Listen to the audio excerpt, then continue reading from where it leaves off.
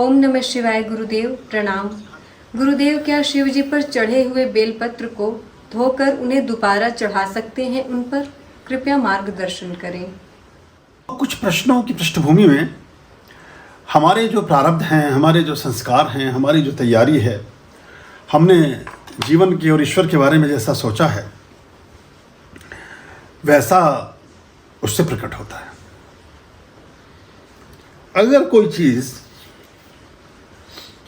कोई चीज़ आपके द्वारा निर्मित हो, आपके द्वारा निर्मित, वैसे तो सच्ची बात यह है कि आदमी के द्वारा निर्मित कोई भी चीज़ ईश्वर पर वैसे भी नहीं चढ़ती।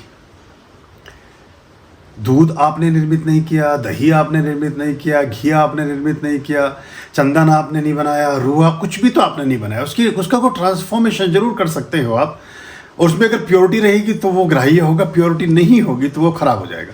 आदमी के उसमें घुसने से कभी कभी वो इम्प्योर भी होता है। गंगा जल आपने नहीं बनाया, कोई फल, कोई फूल, कोई चीज़ आदमी ने नहीं बनाई, और जो उसने बनाए हैं प्लास्टिक के फूल और कांच के फूल, वो चढ़ते नहीं है ईश्वर पर, ना उनका के पूजा पाठ में विधान है।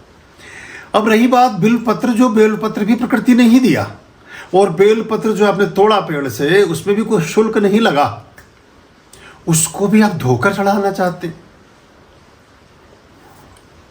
चढ़ा लीजिए, कुछ होगा नहीं इससे, कुछ भी आपको प्राप्ति नहीं होगी, कुछ आपको लाभ नहीं। और एक और बड़े मजे की बात है, आप देखिए, बड़ा विपरीत है एक्चुअली। जिनको ऐसा सोचना चाहिए कि जो 4 सीढ़ी आगे चढ़ चुके हैं, वो ऐसा नहीं सोचते। जिनको नहीं सोचना चाहिए वो ऐसा सोचते हैं। अब ऐसा समझें कि वो व्यक्ति परमात्मा के साथ ज़्यादा औपचारिकता करते हैं जिनकी सूची ही धन से, वस्तुओं से और चीज़ों से शुरू होती है। बड़ा उल्टा विज्ञान है ये। वो, उन्हें पहले कुछ चाहिए, फिर कुछ करेंगे, और जो बहुत कुछ कर चुके हैं उन्हें कुछ चाहिए भी नहीं। इसीलिए सम्राट ही बनारस के ज्योतिर्लिंगम पर सोने का छत्र चढ़ा पाते हैं। 350 कुंटल सोना महाराजा रणजीत सिंह ने लगवा दिया, पता नहीं कितनी जगह स्वर्ण मंदिर और क्या क्या चीज़ें, कहाँ कहाँ। वो महाराज बने। वो इसलिए नहीं चढ़ाया कि वो उसे वहाँ चढ़ा लिया और थोड़े दिन बाद धो करके लाके फिर अमृतसर में चढ़ा लें, फिर वहाँ से धो करके ले जा करके कहीं और चढ़ा लें, फिर सबसे लास्ट में इकट्ठा करके अपने घर में ले जाकर रख लें। तो ये, इसको अगर हम फर्क अपने मन में ले लेंगे तो अच्छा लगेगा। बेलपत्र फ्री में मिल रहे हैं, जाके ले, कुछ हाथ जोड़ ही लो, हाथ ही जोड़ लो ना, फिर आप हाथ भी ना जोड़ पाएंगे, क्योंकि हाथ जोड़ने में भी ऐसा लगेगा कि कुछ खर्च हो रहा है। तो फिर जब खर्च, अगर यही प्रवृत्ति हम, अच्छा, जैसी मानवीय प्रवृत्ति मनुष्य की हुई, ऐसी प्रवृत्ति ईश्वर की भी हो गई।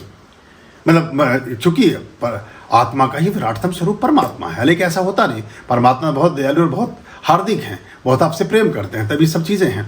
लेकिन हम अगर बिल्कुल इतना ही गिव एंड टेक लेकर चल रहे हैं तो बड़ा मुश्किल हो जाता है ईश्वर का मार्ग करना। कोई भी मार्ग।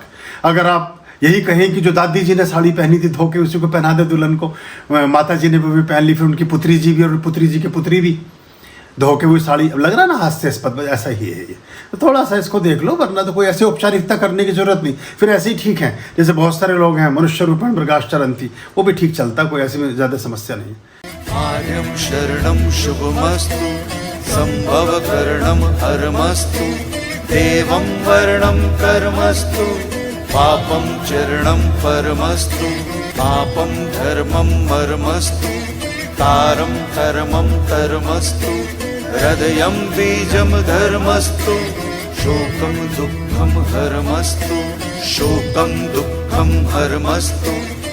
आर्यं शरणं शुभमस्तु, संभवकरणं हरमस्तु, देवं वर्णं कर्मस्तु, पापं चरणं परमस्तु, पापं धर्मं मर्मस्तु, तारं धर्मं धर्मस्तु, हृदयं बीजं धर्मस्तु, शोकं दुःखं हरमस्तु, शोकं दुःखं हरमस्तु, पापं धर्मं मर्मस्तु, तारं धर्मं धर्मस्तु, हृदयं बीजं धर्मस्तु, शोकं दुःखं हरमस्तु, शोकं दुःखं हरमस्तु, शोकं दुःखं हरमस्तु।